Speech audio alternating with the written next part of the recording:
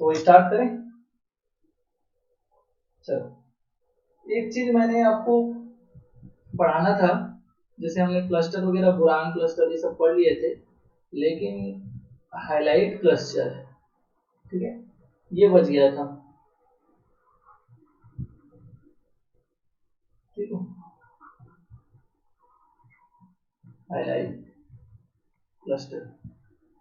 तो highlight cluster में कुछ इंपॉर्टेंट जो कॉम्प्लेक्स हैं उनको हम डिस्कस करेंगे, जैसे कि ये आपका रेनियम का हाइड्रोजन वाला क्लस्टर Re2Cl8-2। चलो इसको डिस्कस करते हैं, बहुत इंपॉर्टेंट है, बहुत बार यहाँ से क्वेश्चन पूछा है और चांसेस हैं कि अभी भी यहाँ से क्वेश्चन बन सकते हैं। ठीक है, तो देखिए ये जो आपका कॉम्प्लेक्स है, इसमें रेनियम जो है कैसे जुड़ा रहता है, तो यहाँ पर ये रेनियम जो है दूसरे रेनियम के साथ मेटल मेटल बॉन्ड बना के जुड़ा रहता है। सबसे पहला बॉन्ड क्या कहलाएगा आपका, सिग्मा बॉन्ड। ठीक है, सिग्मा बॉन्ड के साथ साथ, हाँ बस, हाँ सिग्मा बॉन्ड के साथ साथ यहाँ पर दो पाई बॉन्ड भी प्रेजेंट होते हैं, दो पाई बॉन्ड प्रेजेंट होते हैं। इसको मैं ऐसे लिख देता हूँ। तो ये जो ग्रीन वाले हैं, ये जो दोनों ग्रीन वाले हैं, ये कौन से बॉन्ड है, ये आपका पाई बॉन्ड है। मैं ऐसे मान लेता हूँ। तो ये दोनों के दोनों जो हैं पाई बॉन्ड को इंडिकेट कर रहे हैं, और एक इसमें जो है एक बॉन्ड होता है, वो होता है आपका डेल्टा बॉन्ड। ये आपका रिप्रेजेंट कर रहा है डेल्टा बॉन्ड को। तो रेनियम रेनियम का ये जो आपका क्लस्टर Re2Cl8-2 है, उसमें मेटल मेटल के बीच चार बॉन्ड्स प्रेजेंट होते हैं, और ये चार बॉन्ड प्रेजेंट करता है, इसलिए इसको क्वाड्रापोल बॉन्ड कंसिस्टिंग आपका क्लस्टर भी बोला जाता है। इसमें क्वाड्रापोल बॉन्ड पाया जाता है। आपके ये कुछ क्लोरीन लोग हैं, ये क्लोरीन हो गया, ये क्लोरीन हो गया आपका, ये लीजिए ये क्लोरीन हो गया, क्लोरीन। ठीक है, इसके ऊपर जो चार्ज होता है तो ऑब्वियसली -2 चार्ज होगा। अगर क्वाड्रापोल बॉन्ड है तो इसमें एक सिग्मा, दो पाई और एक डेल्टा बॉन्ड है। ठीक, अच्छा बताओ इसमें ऑक्सीडेशन स्टेट रेनियम का क्या होगा, +3।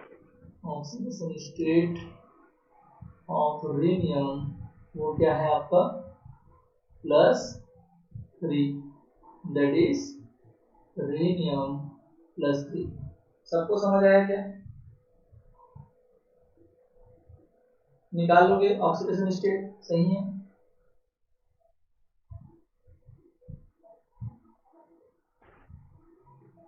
Yes yes. ठीक है, दोनों ही मेटल का जो है ऑक्सीडेशन स्टेट +3 होता है। इसका जो पॉइंट ग्रुप होता है वो क्या होता है,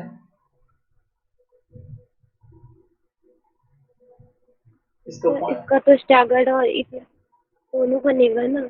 ऐसा क्या, इसका क्या होगा अभी, यस इसका क्या होगा अभी जो लिखे उसका,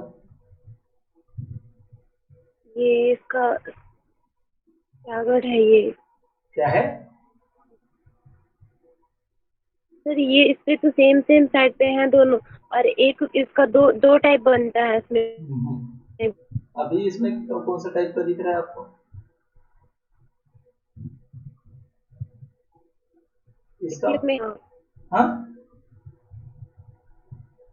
इसका पॉइंट ग्रुप होता सर है, ग्रुप पॉइंट ग्रुप पूछ रहे हाँ D4 D D4 D4H D4H D4 भी तो कभी पढ़ी नहीं होगी, ठीक है। D हाँ, तो इसका पॉइंट ग्रुप होता है D4H, दैट इज ये होता है आपका इक्लिप्स्ड, ये होता है आपका इक्लिप्स कंफर्मेशन, ठीक है। कब होगा स्टेगर? जब ये डेल्टा बॉन्ड एब्सेंट हो जाता है ना, डेल्टा बॉन्ड, तो ये कन्वर्ट हो जाता है स्टेगर में। तो इसके लिए क्या बोला जाता है, अगर या बोल सकते if metal metal bond order is less than 4, 4 से अगर वो कम हुआ, सो इसके लिए बोला जाता है then it possesses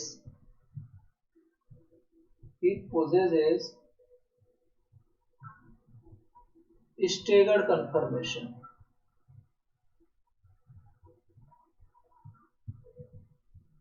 staggered conformation।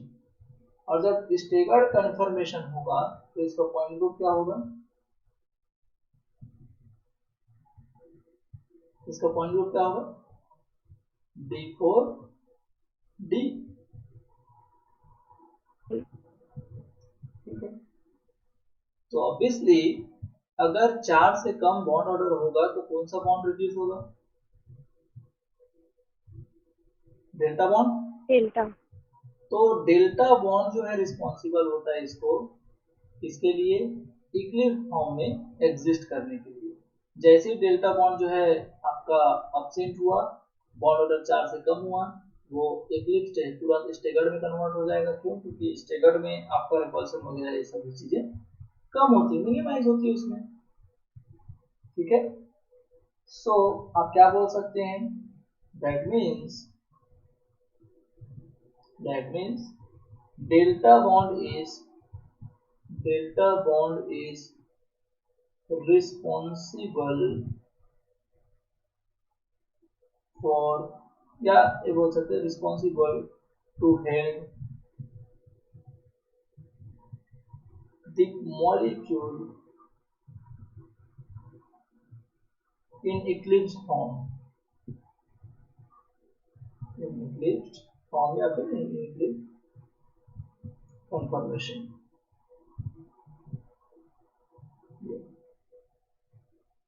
ठीक है। इंपॉर्टेंट क्या है, डेल्टा बॉन्ड। अगर डेल्टा बॉन्ड एग्जिस्ट करता है, दैट इज बॉन्ड ऑर्डर 4 है, तो उस कंडीशन में वो इक्लिप्स कंफर्मेशन रखेगा, लेकिन डेल्टा बॉन्ड जैसे ही रिड्यूस होगा तो वो इसमें कन्वर्ट हो जाएगा स्टेगर्ड फॉर्म में, और उसका पॉइंट ग्रुप चेंज हो जाएगा D4H से D4D में। इसमें हाइब्रिडाइजेशन कौन सा पाया जाता है,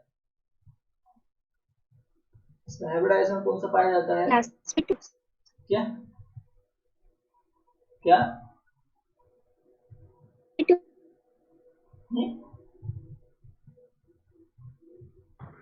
DsP2 DsP2, ठीक है। चलो देखते हैं।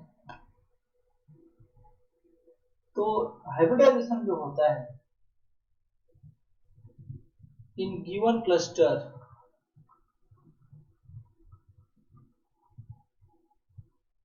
आपका जो दोनों के दोनों आपके जो रेनियम है ना, each rhenium +3 ion has 2 type of hybridization, 2 type का हाइब्रिडाइजेशन पाया जाता है इसमें, ग्रुप हाइब्रिडाइजेशन पाया जाता है। और ग्रुप हाइब्रिडाइजेशन क्या है, जैसे कि ये आपका रेनियम 4 बॉन्ड से इधर जुड़ गए और वो हो जाएगा आपका ये रेनियम से, इसमें ऑक्सीडेशन स्टेट इनका क्या है, ये भी +3 है, ये भी +3 है। दोनों के दोनों में आपके दोनों के दोनों में, इसमें भी और उसमें भी, दोनों में ही आपका दो टाइप का हाइब्रिडाइजेशन पाया जाता है। कौन कौन से हैं वो? एक है आपका डीपी हाइब्रिडाइजेशन, तो दूसरे में भी एक जो है डीपी हाइब्रिडाइजेशन, और एक जो है आपका DsP2 हाइब्रिडाइजेशन, और ये आपका DsP2 हाइब्रिडाइजेशन। तो अल्टीमेटली इनको दोनों को अगर मिलाता है तो आप बोलोगे कि सर D2sp3 ग्रुप हाइब्रिडाइजेशन पढ़ते हैं, अभी जब पढ़े होंगे, जो लोग पढ़े होंगे इंटर्न से थोड़ा बहुत आपको मतलब इंट्रोड्यूस हो चुके होंगे पहले भी। ठीक है, तो अब ध्यान देना कि ये जो आपका डीपी है, ये दोनों जो हैं, ये डीपी और डीपी, इस रिनियम का डीपी और दूसरे रिनियम का डीपी हाइब्रिडाइज्ड जो ऑर्बिटल है, वो ओवरलैप जब करते हैं, DP DP overlapping, DP DP overlapping, तो इस ओवरलैपिंग से कौन सा बॉन्ड बनता है? इस ओवरलैपिंग से बनता है मेटल मेटल सिग्मा बॉन्ड। कौन सा बॉन्ड बनेगा? डीपी ओवरलैपिंग से मेटल मेटल सिग्मा बॉन्ड। अरे ठीक, पता है क्या तुमको हाइब्रिड ऑर्बिटल से सिग्मा बॉन्ड ही बनते हैं?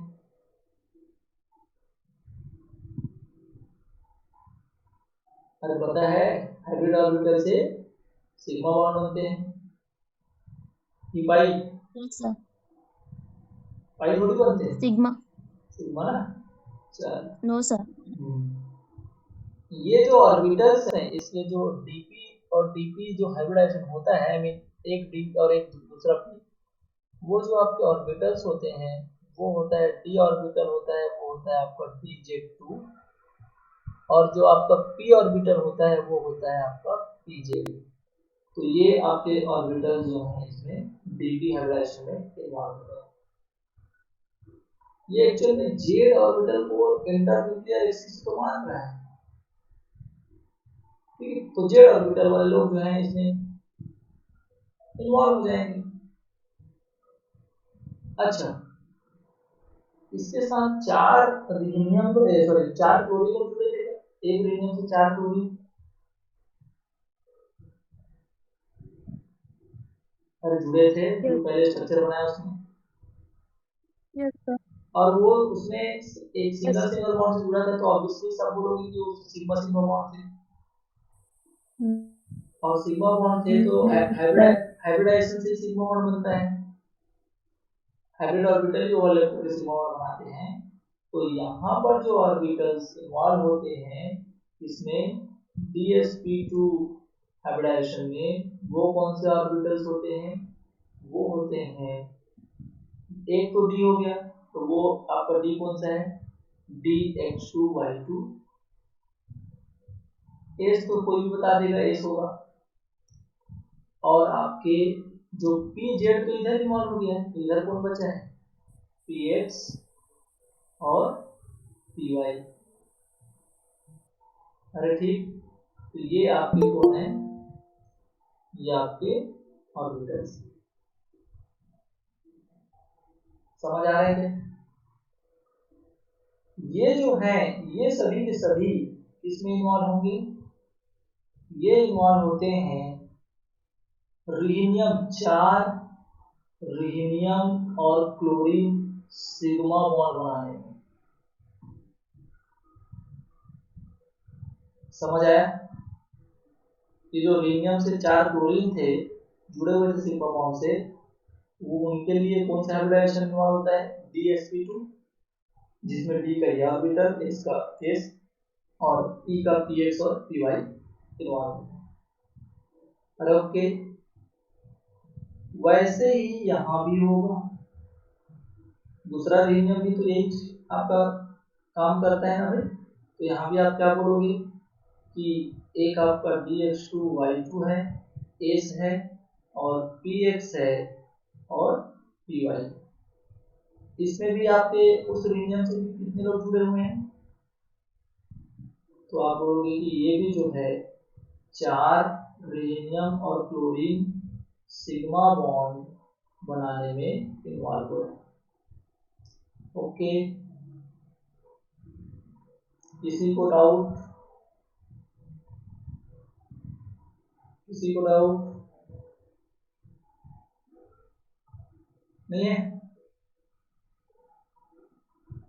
No sir.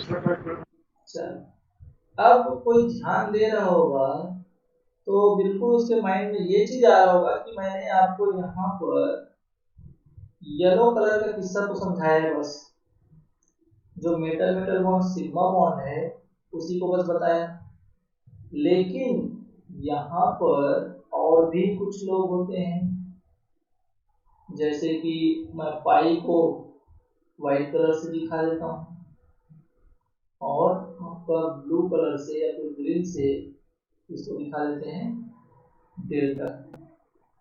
तो इधर के जो dx2y2s px py ये सब इन्वॉल्व हो गए इधर hybrid orbital that is sigma bond बनाने में। तो वो कौन लोग हैं जो पाई बॉन्ड में इन्वॉल्व होंगे और कौन लोग हैं जो डेल्टा बॉन्ड में इन्वॉल्व होंगे? अरे कौन से ऑर्बिटल अभी भी बच गए जो इन चीजों के फॉर्मेशन में इन्वॉल्व होंगे? तो अब किसको डिस्कस करते हैं अपन, ये जो चारों बॉन्ड बनाए ना, उन चारों बॉन्ड को देखते हैं कि कौन सा बॉन्ड किन ऑर्बिटल्स के ओवरलैपिंग से बनता है। ओके, ठीक है। Yes sir. और ये बीच वाला तो सब जान गए होंगे, डीपी डीपी ओवरलैपिंग से मेटल मेटल सिग्मा बॉन्ड बनता है। ठीक, तो चलो बात करते हैं 4 रीनियम रीनियम बॉन्ड की। जो 4 रीनियम रीनियम बॉन्ड है उनमें से कौन किसके कारण बनता है? तो सबसे पहले देखो सिग्मा बॉन्ड को। तो सिग्मा बॉन्ड किसके कारण बना? 1 सिग्मा बॉन्ड होता है इन 4 बॉन्ड्स में, वो बना आपका डीपी डीपी ओवरलैपिंग से। और ये डीपी ऑर्बिटल सब जानते हो ना भाई, हाइब्रिडाइजेशन होता है तो हाइब्रिड ऑर्बिटल कहलाते हैं ये। डी और पी अपना आइडेंटिटी खो देते हैं जब हाइब्रिडेशन होता है। ठीक है, अच्छा पाई बॉन्डिंग में कौन इन्वॉल्व होगा? CXY वाला। कौन? CXY। पीएक्सवाई। और एक रीनियम का DXY। ये पीएक्स ये पीएक्स करेगा क्या ये वाला सब? पी नहीं, डी के डी ऑर्बिटल। ठीक, तो डी एक्स वाई बोल रहे हो शायद, है ना? यही बोल रहे हो ना? Yes sir. ये क्या बनाएगा? ये पाई बॉन्डिंग में एक रेनियम का और दूसरे रेनियम के दोनों की पाई बॉन्डिंग में इन्वॉल्व है। मतलब एक रीनियम का डी एक्स वाई दूसरे रीनियम का डी एक्स वाई, ये दोनों जो है क्या करेंगे, पाई बॉन्डिंग करेंगे। यही बोल रहे हो? Yes sir. तो अच्छा मैं तो 2 पाई बताता हूँ, चलो पाई बॉन्ड पढ़ रहे हो ना, तो कितने पाई बनते हैं? तो 2 पाई बॉन्ड होते हैं। एक बता दिया आपने, दूसरा कौन बनाएगा बताओ? जो सेकंड वाला होगा ना, एक कौन? सेकंड वाला, सेकंड एक और बचेगा वो वाला। तो कौन बच गया वही पूछ रहा हूँ मैं, Y Z. Yes sir.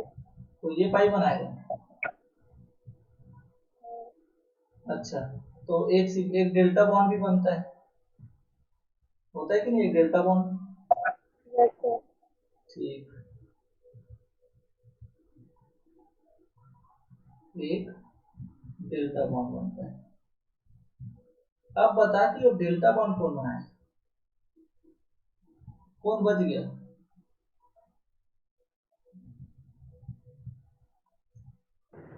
DX2Y2। अरे वो तो उधर dsp2 हाइब्रिड ऑर्बिटल में भाग ले लिया, इसमें तो dx2y2 होता है,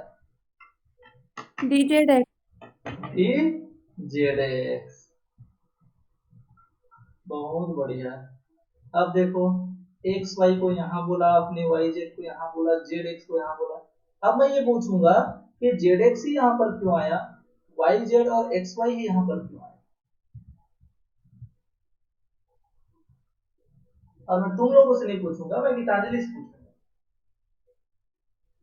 ठीक है, कैसे गीतांजलि पढ़ी है बॉन्डिंग?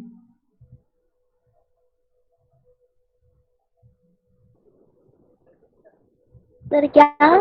बॉन्डिंग सिग्मा कब बनता है, पाई कब बनता है, डेल्टा कब बनता है? हाँ सर। हाँ बता, कौन भाग लेगा, कौन बनाएगा? हाँ पीऊ ना। कॉपी करके। सर वो डेल बॉन्ड तो तब बनता है ना जब मतलब एकदम एक के ऊपर एक ओवरलैपिंग होता है। हाँ हाँ ठीक है, हाँ ठीक है, चल बता भी देता हूँ। जब दो लोग ओवरलैपिंग करते हैं तो पाई बॉन्ड बनता है, जब चार लोग ओवरलैपिंग करते हैं ना, फोर लोग, तो डेल्टा बॉन्ड बनता है। तो मैं तो वही पूछ रहा हूँ कि कौन सा ऐसा कंडीशन होगा, कौन सा ऑर्बिटल है जिसके फोर लोग यहाँ पर ओवरलैप करेंगे। सर इस पे ना एक इलिप्सिकली ऐसा कुछ अजीब सा वर्ड था, याद नहीं आ रहा सर एकदम एग्जैक्ट। तो डेल्टा बॉन्ड बनता था वहां पे। क्या बात, अरे इसको गीतांजलि बता सकती है। अब जिंदगी में वो कभी रिवाइज तो करती नहीं है, तो इसलिए अपने फलक में नहीं बता पाएगी, बट वो बता सकती है। सर याद नहीं आ रहा है। तो मैं ये तो बोल रहा हूँ याद नहीं आया करके। अरे कुछ ऐसा चीज बताया था तुमको एकदम से जुगाड़, कि सपोज मान लो कि तुम्हारा इंटर न्यूक्लियर एक्सिस जेड है, ठीक है, तो अगर तुम्हारे डी डी ऑर्बिटल में ये जेड इंक्लूड हो गया, तो समझ जाना कि ये कभी भी डेल्टा बॉन्ड नहीं बना सकता।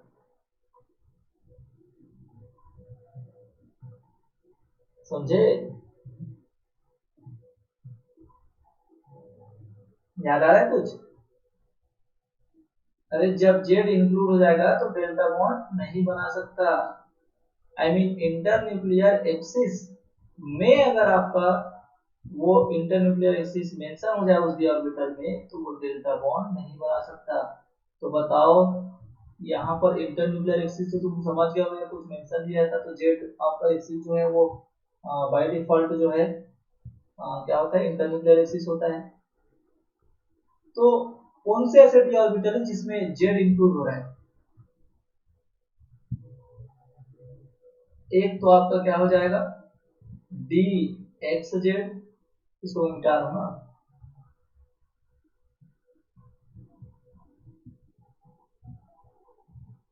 एक आपका क्या हो जाएगा, D X Z, D X Z, एक पाई बॉन्ड बनाएगा।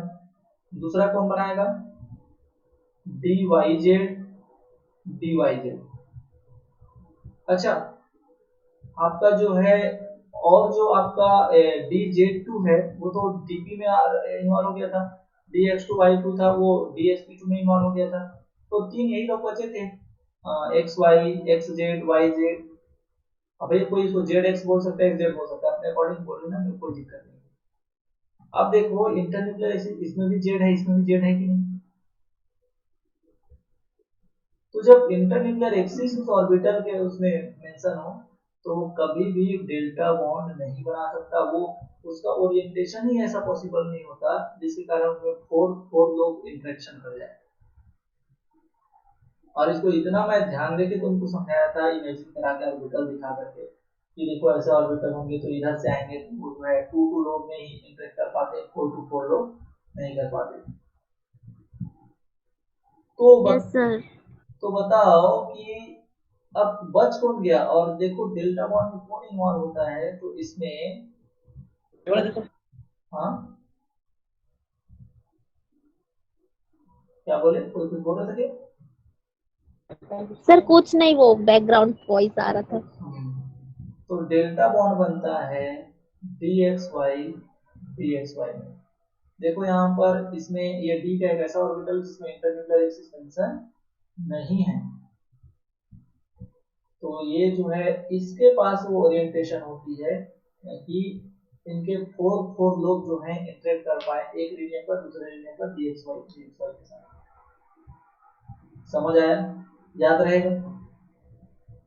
अरे कोई यस सर। इमेजिन नहीं कर पाएगा तो ये वर्ड याद रखना कि डेल्टा बॉन्ड वही बनाता है जो इंटरन्यूक्लियर एक्सिस वाला और जो एक्सिस और जो ऑर्बिटल है उसको कंसिस्ट वो नहीं करता, एग्जिस्ट नहीं करता।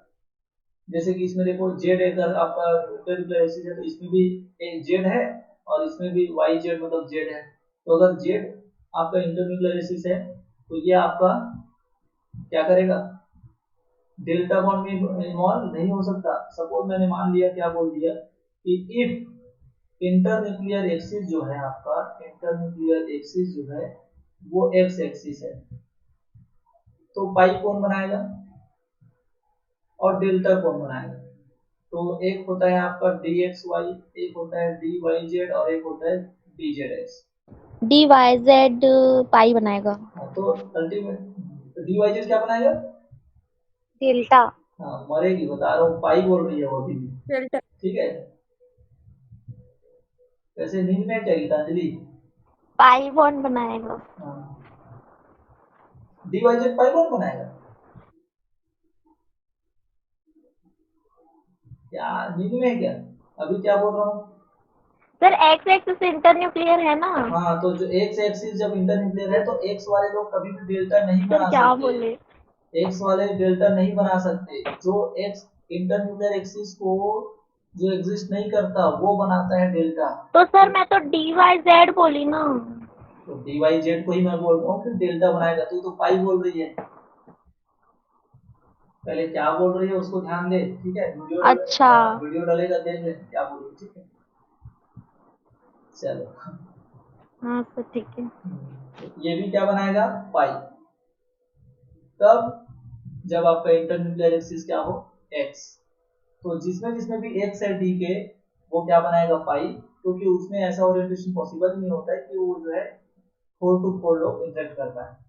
और अगर मान लो आपका इंटरन्यूक्लियर एक्सिस अगर मैं वाई को बोल देता तो कौन कौन बनाता, आपका पाई कौन बनाता भाई, डी वाई जेड पाई बनाता, डी एक्स वाई पाई बनाता, और D Y Z sorry D Z X जो है वो अब क्या बनाता, डेल्टा। क्यों? क्योंकि अब इंटरन्यूक्लियर एक्सिस वाई है और डी जेड एक्स एक ऐसा ऑर्बिटल है जिसमें वाई में इंक्लूड नहीं। याद रहेगा?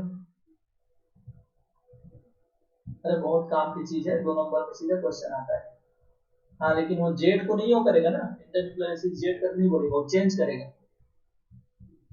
कर लोगे? Yes sir. तो मैं आपको ये चीज मैं आपको किसमें बता और आपसे पूछूंगा जस्ट इसके आगे जब मैं आपका हाइट मेटल मेटल बॉन्ड वाला जब बताऊंगा ना तो वहां पर आपको एक क्वेश्चन एक बार और क्लास करूंगा, क्वेश्चन करूंगा कि कौन से लोग बनाएंगे। चलो आगे बढ़े। ठीक है, अब एमओटी की बात करते हैं। अगर किसी को प्रॉब्लम होगा, ठीक है,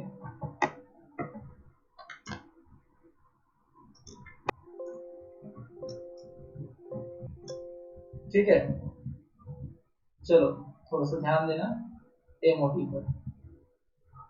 मॉलिक्यूलर ऑर्बिटल डायग्राम, मैं सीधा डायग्राम बनाऊंगा एमओटी को बेस बेस लेके। Re2Cl8-2। तो बाकी सब नहीं बनाऊंगा मैं, जो 4 बॉन्ड बन रहे हैं वो किसके कारण बन रहे हैं उसको मैं बता देता हूँ। तो सबसे पहले बताओ, इधर आपके कौन होंगे, atomic orbital of rhenium plus 3।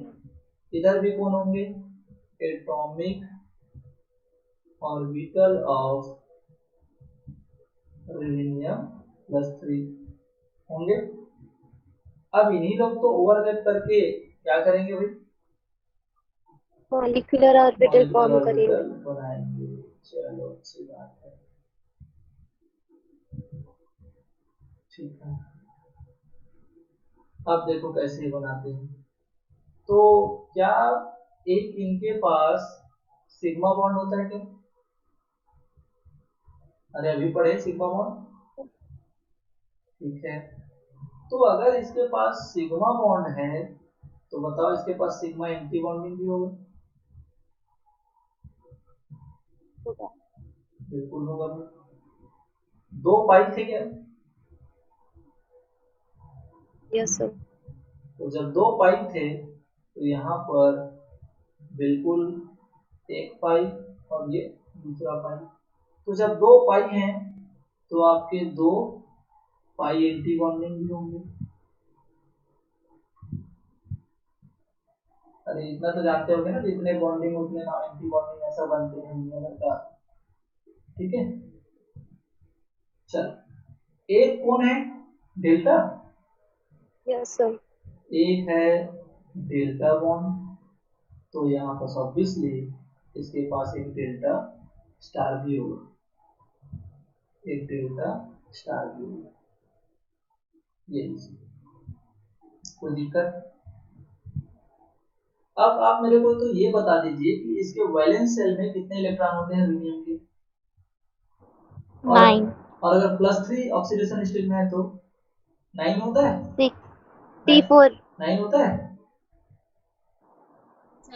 हाँ कौन से उसमें आता है बता दो, कौन से ग्रुप में आता है? मैग्नीज में आता है। मैग्नीज वाले में। हाँ तो कितना होता है उसके पास? सर 7 उसके डी इलेक्ट्रॉन होते हैं और 2 एक्स्ट्रा करके 9 हो जाएगा ना। 7 होते हैं? अरे बताओ रे इसको रे। सर 9 बोली मैं। नहीं नहीं, डी में 7 और एस में कितने होते हैं? 2। 2। हाँ इसको बताओ होते हैं क्या? सर D5 होता है। हाँ 5 और मेरा S में। ठीक है, उसको बताओ थोड़ा सा, मतलब आपकी सीनियर है वो, ठीक है। बेचारी नींद में है, आजकल लंबा क्लास ले लिया आज, ठीक है। अरे मैग्नीज ग्रुप का मेंबर है ये, और मैग्नीज में D5 और S2 होता है यार, कैसे कर रहे हैं तुम लोग? हैं? याद आया? अरे रेनियम में अगर मैग्नीज ग्रुप में अगर 9 होंगे तो बताओ कोबाल्ट में कितने होते हैं? याद आ गया सर, याद आ गया। और तो आएगा ही, ठीक है। चल तो बताओ 3 प्लस ऑक्सीडेशन स्टेट में कितने होंगे? D4। D4। Four. Very good. चलो यही होंगे। अच्छा, अब अगर इसके पास D4 इलेक्ट्रॉनिक कॉन्फ़िगरेशन तो यहाँ भी वही कुछ होगा, होगा भाई। Yes sir. तो यही इलेक्ट्रॉन्स को तो मॉलिक्यूलर ऑर्बिटल में भराए जाएंगे। तो कैसे होंगे ये लोग? 2 इलेक्ट्रॉन यहाँ, 2 इलेक्ट्रॉन यहाँ, 2 2 4 और 2 6 और ये 2 8। अरे इसीलिए तो जब बॉन्ड ऑर्डर निकालते हो तो number of bonding electrons minus number of anti bonding electrons divided by 2, ऐसे करते हो क्या? एक bonding minus yes N sir. Anti bonding divided by 2। तो देखो यहाँ पर इसका बॉन्ड ऑर्डर कितना निकलता है? 4। 4। क्या तुमको दिख रहा है? एक सिग्मा, 2 पाई और एक डेल्टा। अब जैसे ही जो आपका नोमो इलेक्ट्रॉन अगर आता है इसके पास, तो जैसे ही वो डेल्टा स्टार में अगर जंप मारेगा, वैसे ही ये डेल्टा स्टार को पहले खत्म करेगा, वो डेल्टा बॉन्ड को पहले खत्म करेगा। Yes sir. कॉन्सेप्ट सब जानते हो ना? वही एंटी बॉन्डिंग में जैसे जैसे इलेक्ट्रॉन जाते जाते हैं फिर वो जो रिड्यूस होते जाता है बॉन्ड ऑर्डर। तो ये बच्चों यस वाला काम है, इसको हम यहाँ पर डिस्कस करेंगे तो आपको भी अच्छा नहीं लगेगा, ठीक है।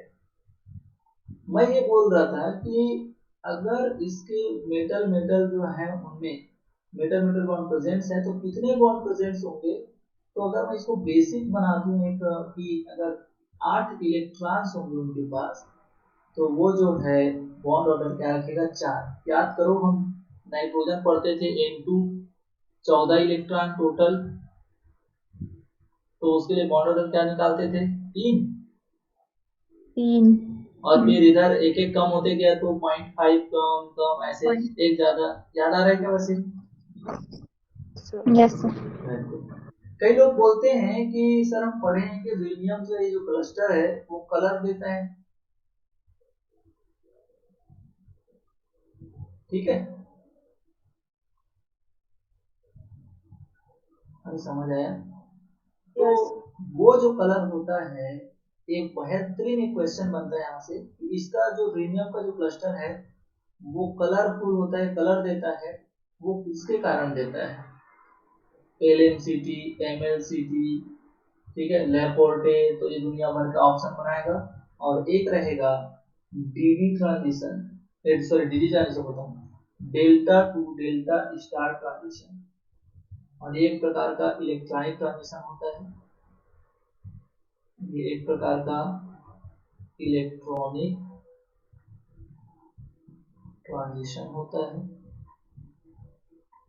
और ये जो इलेक्ट्रॉनिक ट्रांजिशन है वो किनके बीच हो रहा है? Delta to delta star. समझ आया?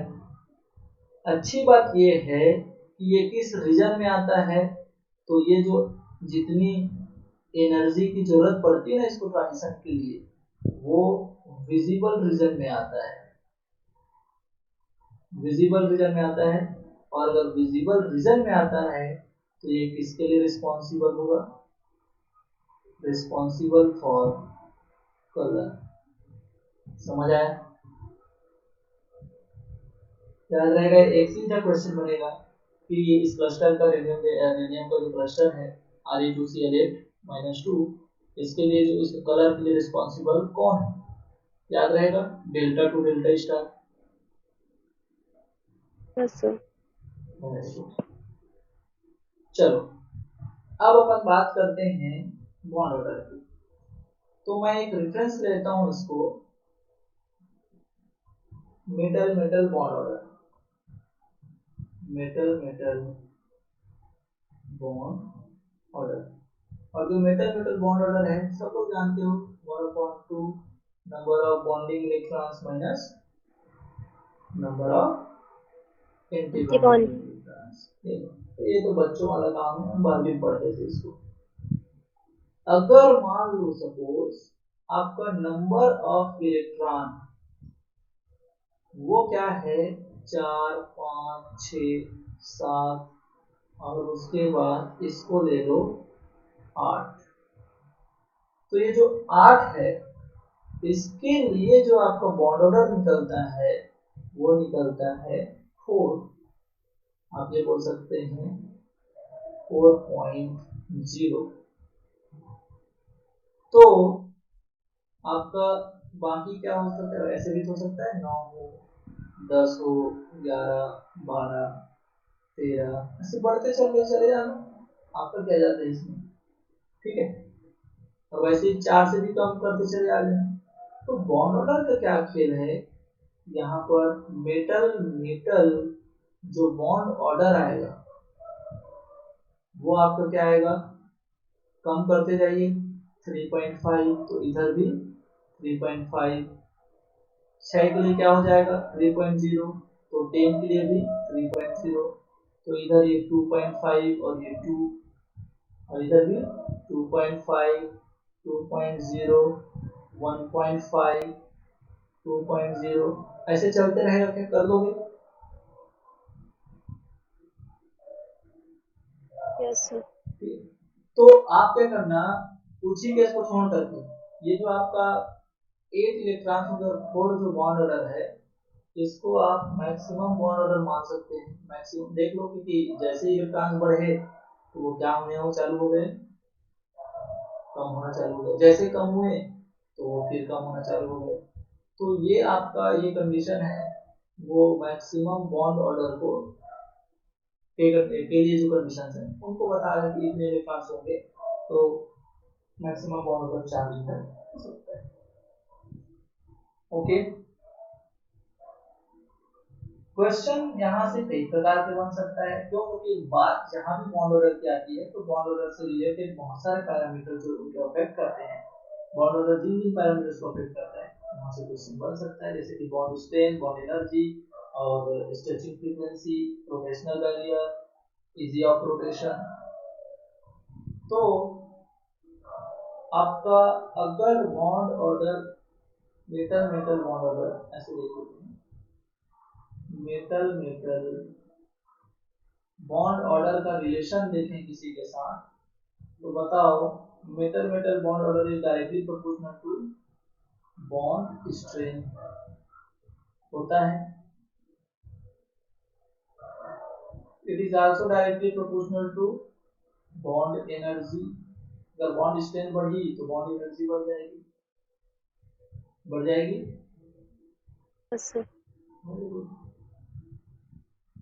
चलो, अगर ये आपका बढ़ा तो बॉन्ड लेंथ रिड्यूस हो जाएगी क्या?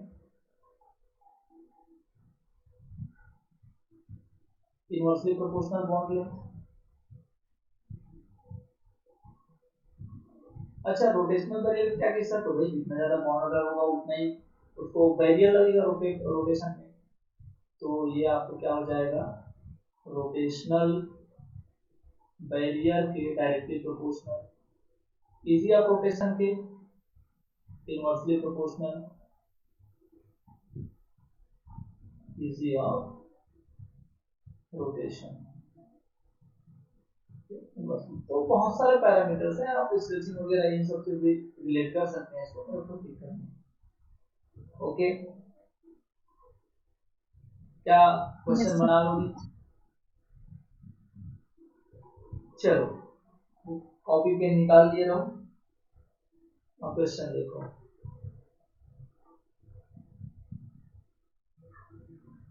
क्वेश्चन आपको जो गिवन क्लस्टर होंगे उनका क्या बताना है, बॉन्ड ऑर्डर,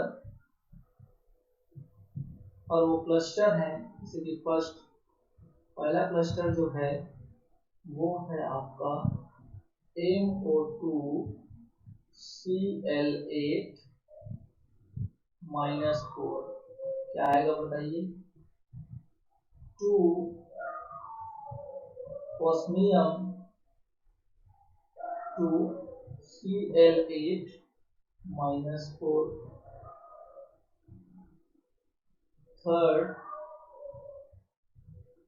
W2OR6, इसका बताओ, कर लोगे?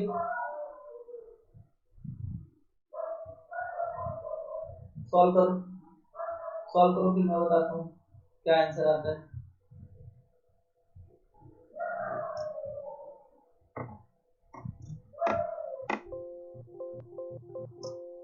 और बाकी का नहीं आया, नहीं सॉल्व किया। अच्छा, क्या बोले आप लोग, पहले का क्या बताया, पहले का 4, सेकंड का 2 और थर्ड का 3। कैसे सॉल्व किए आप लोग? सबसे पहली चीज कि इनका ऑक्सीडेशन स्टेट फाइंड आउट करो। मॉलिब्डेनम का ऑक्सीडेशन स्टेट क्या है?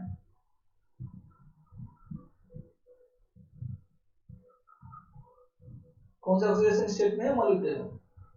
4 सर 4। 4 ऑक्सीडेशन स्टेट में। +2 sir. अरे दो ठो +2। मॉलिब्डेनम है, एक का +2, टोटल निकालोगे तो +4, ठीक है।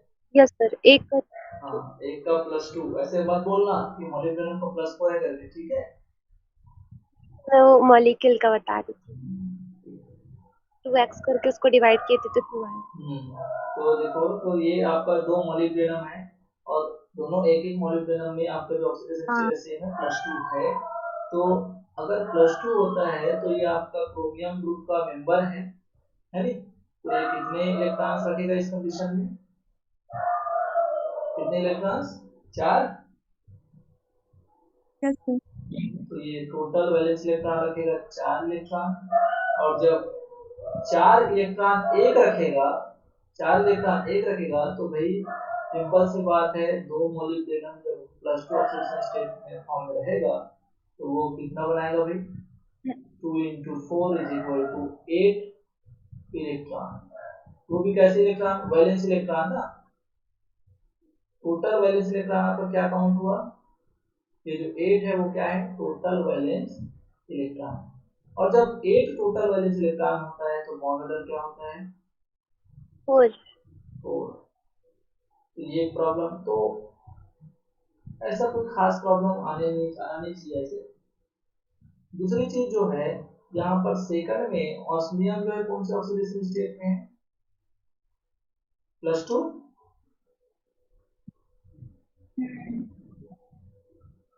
Yes sir. +2 oxidation state. दिक्कत ये है कि अब इसके पास कितने इलेक्ट्रॉन्स हैं, क्योंकि ऐसे मॉलिक्यूलर की जैसी जो जरूरी थोड़ी है। तो आप बोलोगे कि 6 इलेक्ट्रॉन्स हैं, वैलेंस इलेक्ट्रॉन कितने, 6। तो ऑब्वियसली जो 2 ऑस्मियम +2 है, तो इसके पास 6 × 2 = 12 टोटल वैलेंस इलेक्ट्रॉन आपको यहाँ पर काउंट हो जाएंगे। और जब 12 टोटल इलेक्ट्रॉन होते हैं तो 8 के लिए कितना, 4। Yes sir. तो घटते हुए जाएगा क्या, 6 होंगे तो 3, सॉरी 10 हो जाएंगे तो 3, और 12 हो जाएंगे तो 2। तो बॉन्ड ऑर्डर जो है इसके लिए यस सर। 2 निकलेगा। 2। तो मेरे ख्याल से तीसरा कोई बताने लायक नहीं है, इसको बहुत आसानी से सॉल्व कर सकते हैं। इसमें ऑक्सीडेशन स्टेट क्या है टंगस्टन का, +3।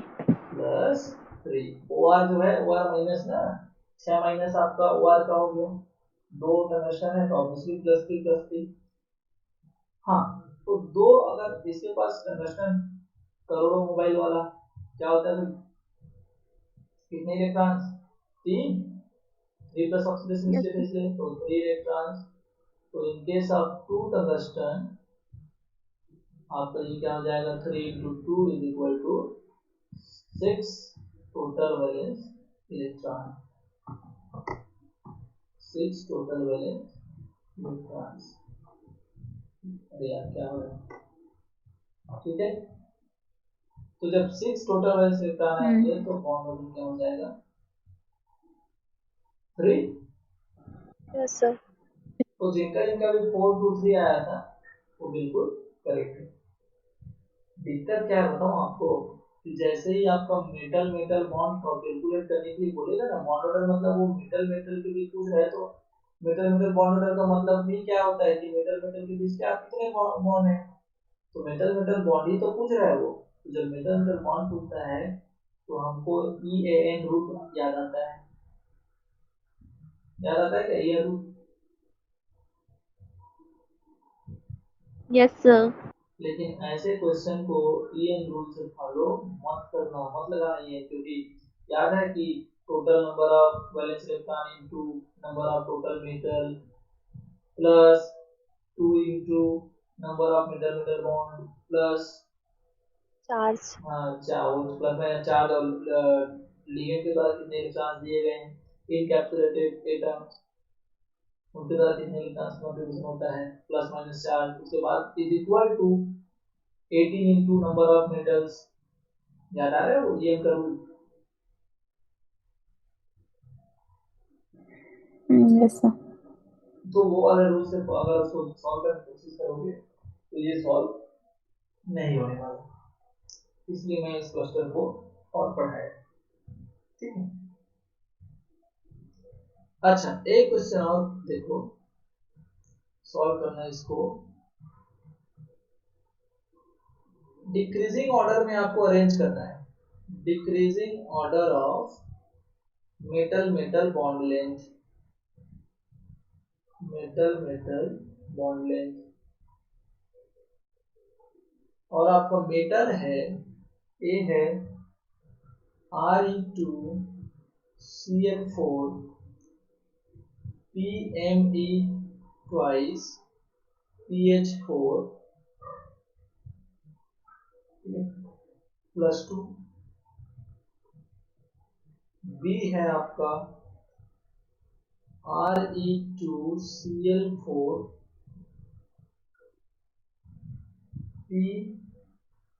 PMe twice PH4 sorry PH4 और ऊपर में है प्लस चार्ज, और C है Re2Cl4 P Me2 PH4 और इस कॉम्प्लेक्स के ऊपर कोई चार्ज नहीं। तुमको क्या बताना है? Decreasing order of metal metal bond length. पहले देख लो कि डिक्रीजिंग बताना है कि इंक्रीजिंग। चलो मैं आपको ऑर्डर बता देता हूँ कि साइन कैसा लगाना है। साइन लगाना है ऐसा वाला, ठीक है। बात बताना क्या है, बॉन्ड लेंथ। चलो बताओ, ये भी सीखो ना।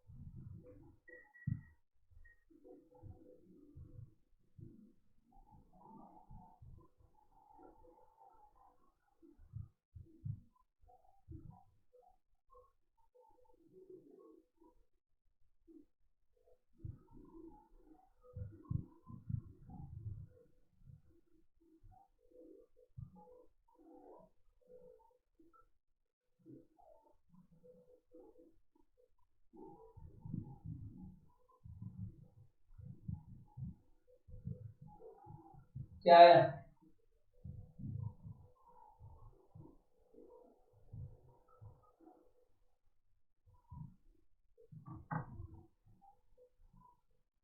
कैसे भावना, क्या है? स्टेटमेंट निकाल पा रही हूँ। ऑक्सीजन से भी निकाल पा रही हो? ऐसे कैसे कर सर रही? PME3 PH4 के लिए। अरे Pme3 है, सिंपल सी बात है कि फास्फोरस से जो है तीनों जुड़े हुए हैं, न्यूट्रल है वो, ठीक है। ठीक है सर, अब बना रही हूँ। हाँ अब बना लो। CBA आएगा। CB, बाकी लोग? A, CBA। हाँ हाँ, बाकी लोग है तो साथ देने वाली।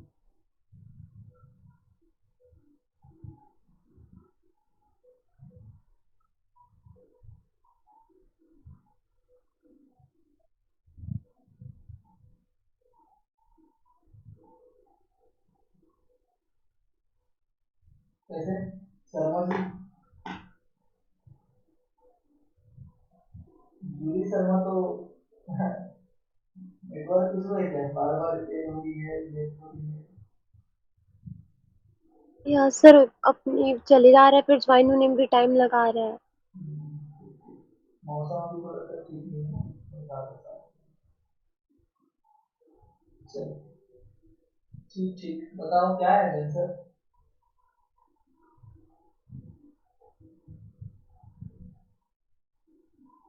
कैसे समझ रहा? कौन निकाल दिया और आंसर? एक मिनट एक मिनट।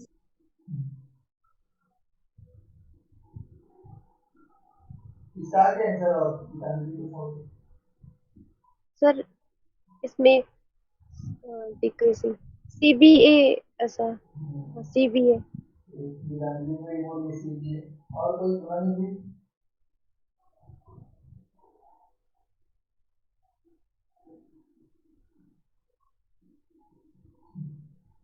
Network issue.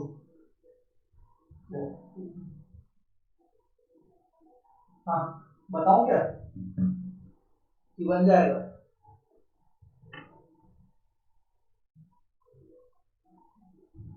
बताऊं? हम पढ़े क्या हैं? हम तो बॉन्ड ऑर्डर निकालना पढ़े हैं। तो अगर बॉन्ड ऑर्डर का जो आपका सीक्वेंस, अगर मैं उसको डिक्रीजिंग ऑर्डर में लिखूं, तो सबसे ज्यादा बॉन्ड ऑर्डर किसका है? अरे बताओ, इसके पास कितने valence electron? Total valence electron कितने? पहले वाले के पास 8। Yes sir. तो बॉन्ड ऑर्डर कितने होंगे? 4। टोटल वैलेंस इलेक्ट्रॉन कितने? एक ही प्लस है, एक और कम हो गया, एक इलेक्ट्रॉन और इसके पास एक्स्ट्रा, तो 9। Yes sir. तो जब 9 होंगे तो बॉन्ड ऑर्डर कितने होंगे? 3.5। 3.5। और इसमें जो है टोटल वैलेंस इलेक्ट्रॉन कितने? तो आप बोलोगे 10। और जब 10 होगा तो बॉन्ड ऑर्डर कितने होंगे? 3.0। 3.0। तो बॉन्ड ऑर्डर का जो सीक्वेंस है वो क्या निकला आपका? वो निकला सबसे ज्यादा बॉन्ड ऑर्डर ए के पास है, उसके बाद बी, उसके बाद सी। लेकिन बॉन्ड ऑर्डर जो है वो इनवर्सली प्रोपोर्शनल होता है बॉन्ड लेंथ के। तो यह जो आपका बॉन्ड लेंथ जो है उसका क्या किस्सा होगा? सी का सबसे ज्यादा होएगा। सी का सबसे ज्यादा, फिर बी का, फिर ए। समझ आया कैसे बनाना है? तो पहले आप कोशिश करिए कि जो चीज आप कंफर्ट है उसको पहले बनाइए, और उसके बाद फिर उसका रिलेशन देखिए कि जो पूछा गया है उसका रिलेशन डायरेक्टली है कि इनवर्सली। क्योंकि आपने बॉन्ड लेंथ निकालना आसानी से नहीं सीखा है, आपने बॉन्ड ऑर्डर निकालना सीखा है, और बॉन्ड ऑर्डर निकाल के फिर उसको बॉन्ड ऑर्डर को उस पैरामीटर जो आपको आस्किंग पैरामीटर है उसके साथ उसको कोरिलेट करना सीखना है। ठीक, तो गलती होने के चांसेस कम हो जाएंगे। ओके, ठीक है। Yes sir. चलो, तो घर में क्या करोगे? घर में आप निकालना इन लोगों के bond order. Metal metal bond order calculate करना। इनके फर्स्ट ऑस्मियम OH2 SO4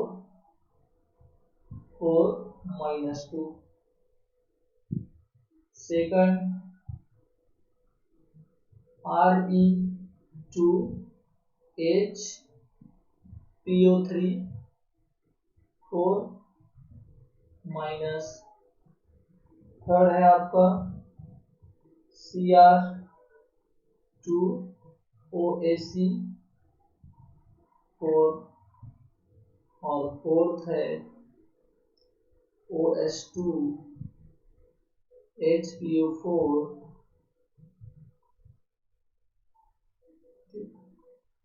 4। निकल जाएगा।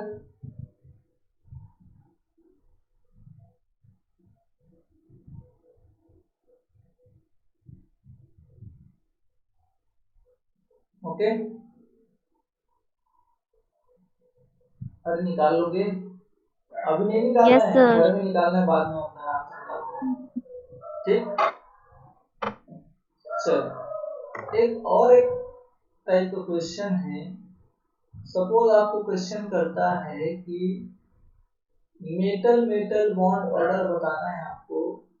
Metal metal bond order for following electronic configuration. Electronic configuration, और वो जो इलेक्ट्रॉनिक कॉन्फ़िगरेशन सपोज मान लो कि ये Dn है और दूसरे मेटल के पास m इलेक्ट्रॉन है P में। तो आपका मेटल मेटल बॉन्ड ऑर्डर सबसे पहले क्या कर लेना, टोटल वैलेंस इलेक्ट्रॉन कितने हैं वो काउंट कर लेना। फिर आप आसानी से क्या निकाल सकते हो, मेटल मेटल बॉन्ड ऑर्डर। ठीक, और वो कौन है? जैसे कि सपोज मान लो कि दोनों मेटल में D2 इलेक्ट्रॉनिक कॉन्फ़िगरेशन है, D3 इलेक्ट्रॉनिक कॉन्फ़िगरेशन है, D4 D4 ऐसा भी हो सकता है, D8 तो क्या होगा, D6 D5 D4 D5 D6 D6 हो जाएगा क्या?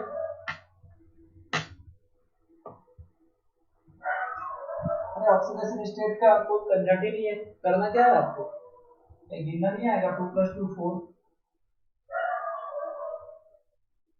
4 हो जाएगा। सर। Yes sir. तो मेरे को बता दो तो D8 और D8 का क्या होगा, क्या होगा 0 पक्का। सर। बाकी लोग क्या बोलते हैं, देख लो भाई, ये कोई और नंबर ही नहीं होगा बॉडी,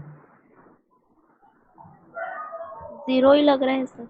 लग रहा है, सामने वाली कंफर्म बोल रही है, कुछ लग रहा है। मतलब 0 ही आएगा। अच्छा, देख लो ये भी बोल रही है, कैसे श्रद्धा तेरे क्या लग रहा है, 0 ही है सर। अच्छा तुमको ये ऐसा लग रहा है कि मतलब भाई सिंपल सी बात है, हमने 4 बॉन्डिंग वाले ऑर्बिटल्स पढ़े थे, एक सिग्मा 2 पाई और एक डेल्टा, उसमें 8 इलेक्ट्रॉन्स फिल हुए थे। अब जैसे ही हो जाएगा 9वां 10वां 11वां 12वां करके और 8 इलेक्ट्रॉन ऊपर एंटी बॉन्डिंग ऑर्बिटल्स से 4, तो चारों एंटी यस। बॉन्डिंग ऑर्बिटल्स में जब 8 इलेक्ट्रॉन फिल हो जाएंगे तो जितने भी बॉन्डिंग वाले थे उन सबको कैंसिल आउट कर जाएंगे। तो अल्टीमेटली जब ये जो है 16 इलेक्ट्रॉन रखेगा, ये जो आपको D6 वाला है, जब 16 इलेक्ट्रॉन इसके पास टोटल वैलेंस इलेक्ट्रॉन होंगे तो इसका बॉन्ड ऑर्डर क्या होगा, मेटल मेटल बॉन्ड का जो है 0 होगा। ठीक, अब कई लोग ऐसे कर रहे होंगे कि 8 में इतना था, फिर 10 में इतना, फिर 12, फिर 14, फिर 16, ऐसे कर रहे होगे ना, तो वैसे भी कर सकते हो, बच जाओगे। ठीक, कल मैं आपको पढ़ाऊंगा 5 मेटल मेटल बॉन्ड वाले कॉम्प्लेक्स, ठीक है, और रीनियम थोड़ा सा बच गया है बट उसको मैं थोड़ा सा मतलब कल ही पढ़ाऊंगा। रीनियम का स्ट्रक्चर ना कार्बन कार्बन बॉन्ड लेंथ और जो रीनियम रीनियम जो आपका बॉन्ड लेंथ है उसमें कैसे वेरिएशन होता है, क्लोरीन लोग एक प्लेन में ना होकर थोड़ा सा ऐसे उभरे हुए होते हैं, ठीक है, तो वो सबको मैं कल बता दूंगा। ठीक,